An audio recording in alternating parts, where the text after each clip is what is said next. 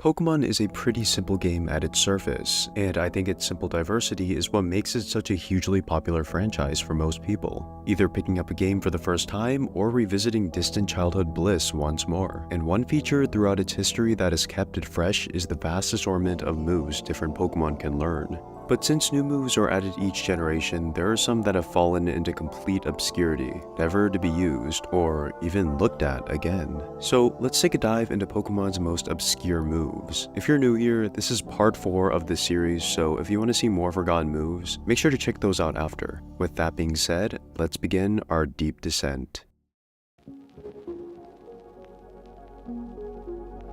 I feel like stat-changing moves come in two categories. Either they're completely broken and shift the entire metagame, or they simply exist and don't play much of a role outside of a casual playthrough. However, this first move fits into neither of these categories. Instead, it's in a separate realm of being overly situational and also just not being seen often. This move is Captivate. Now, this name might ring a bell to some of you. I mean, it sure sounds familiar, right? The reason for that is probably because, strangely, in Generation 4 only, this move was a TM, being learnable by nearly every single Pokemon available at the time. So how did such a widespread move fade away into irrelevancy so quickly? Well, what it does is that it lowers the opponent's special attack by 2 stages, only if the opponent is the opposite gender. So, in other words, this move has basically zero use in competitive battling, and barely any in a normal playthrough either. Sure, lowering special attack by 2 stages is nice, but what's with the weird gimmick? It's also got the weird problem that Attract has, where there are genderless Pokemon that can learn it, even though using it will do nothing.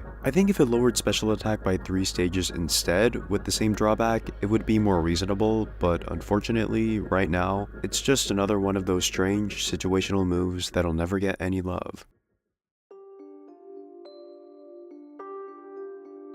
Remember the Johto roaming legendaries and how tediously difficult they were to catch? You would encounter one by sheer luck, and then it'll just run away instantly. Thankfully, Game Freak came up with a solution to this problem: escape preventing moves. Well, I guess in Gen 2 it was just one.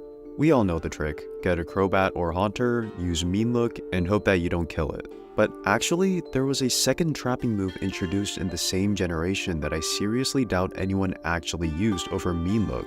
That being the weirdly rare Spiderweb, which might be one of the most elusive bug-type moves of all time. I guess it makes sense though, given that there aren't many spider Pokemon. In fact, before Gen 5, this move was only learned by the Spinarak line, one of the worst Gen 2 Pokemon, which is saying a lot.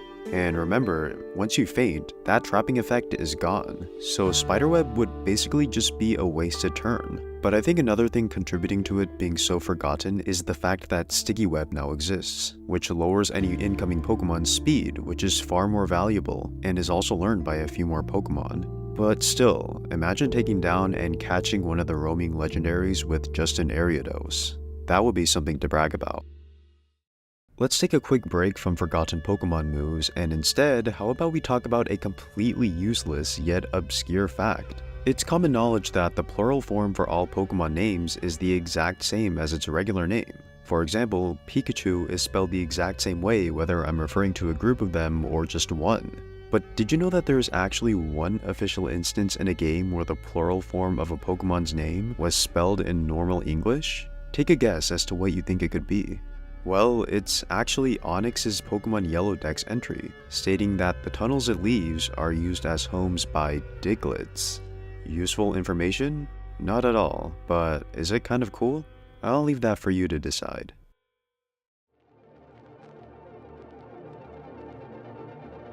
Among the many changes made to Pokemon's battling mechanics, there are some that have defined the shape of the game far more than others, such as adding new types, changing type matchups, and arguably the biggest change, the physical special split. Prior to Generation 4, all moves were either physical or special based on their type, not the attack itself, which made some Pokemon really suffer in coverage. But if I were to ask you when the first instance of a physical special split was, what would you say? Most people would probably say Diamond and Pearl, because Gen 4 did introduce the physical special split, right? Well, you're actually wrong, because believe it or not, the idea of a physical special split has been around since Generation 3, sort of. You see, while the main games still use the old category scheme, in Pokemon Colosseum and XD only, there existed a weird subcategory of moves known as Shadow moves. They couldn't be learned by any normal Pokemon and were only learned by Shadow Pokemon, who when cured would forget any Shadow moves they knew. But what's fascinating about them is that despite being introduced 3 years before Generation 4, they were split based on their attack description. And while Shadow moves technically were typeless and couldn't be used by the player, it's really cool to see what was essentially the seed to the physical special split that we're now so familiar with today. Some Pokemon spin-off games or unofficial products are hilariously misleading, most likely either due to bad translation or simply failure to be fact-checked. But did you know that the Generation 3 games have a few small errors that are misleading? More specifically, with some moves. I want you to take a quick look at this image. See anything wrong? Well, if you're a fan of using bad moves, you'll know that Vital Throw is never supposed to miss, or in other words, have infinite accuracy. And it does, even with this obviously wrong text. But this wasn't just a one-off error. For some strange reason, there's a specific group of moves that are inaccurately shown as having 100% accuracy, even though they can never miss. But the most infamous case of this is with Nature Power, which turns into a different move depending on the terrain. Now, Nature Power itself will never fail, as it becomes a different move every time. But for some weird reason, in Ruby, Sapphire, and Emerald only, it's listed as having 95% accuracy, which is pretty strange in itself. But the weirdest thing about this is that it was fixed in Fire Red and Leaf Green, but then reverted back a year later in Emerald. Definitely a weird, easy to miss oversight. It makes me wonder how many people noticed this in their first playthroughs.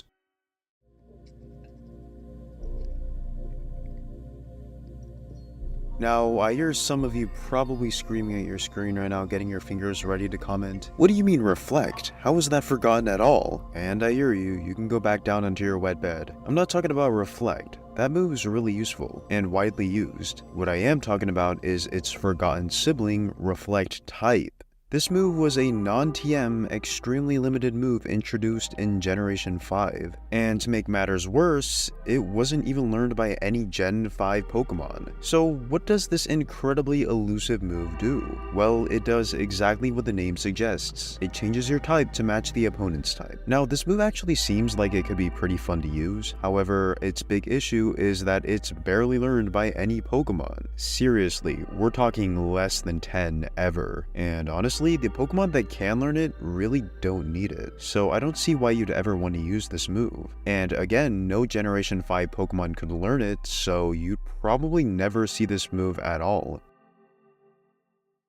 But to top things off, let's take a look at one of the strangest forgotten moves in Pokemon history. It's not completely useless like Razor Wind or Barrage, but its existence seems solely to have been for some flavor, or rather, useless flavor. I'm talking about Miracle Eye, which may be the most forgettable Psychic-type move to ever exist, which is saying a lot seeing as there are a lot of them. I'm sure that a good chunk of you watching don't even know what it does, and I don't blame you. I didn't know what it did either, which is most likely because it's learned by a select few Pokemon, many of which are forgettable themselves.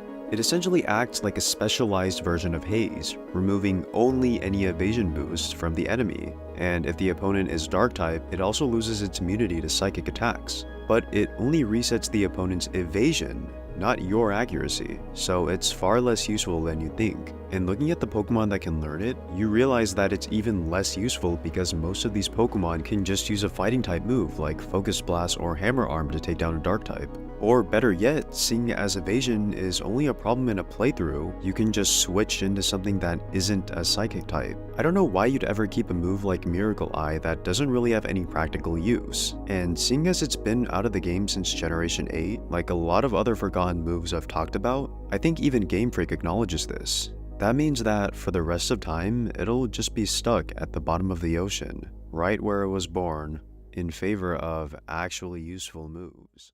But maybe that's the charm of it, as well as the rest of the moves I've talked about so far. After doing 4 videos talking about Pokemon's most useless and forgotten moves, I've come to realize that maybe their whole point is to just be useless, or to put it more lightly, to exist for added flavor. Perhaps not everything needs to be at the foreground of the stage. Because I'm sure that somewhere out there, there's at least someone who appreciates these moves for what they are. And likewise, we may not all see ourselves quite at the pedestal that we want to be on, but it's okay, because as long as you're trying your hardest and adding some flavor, that's all that really matters.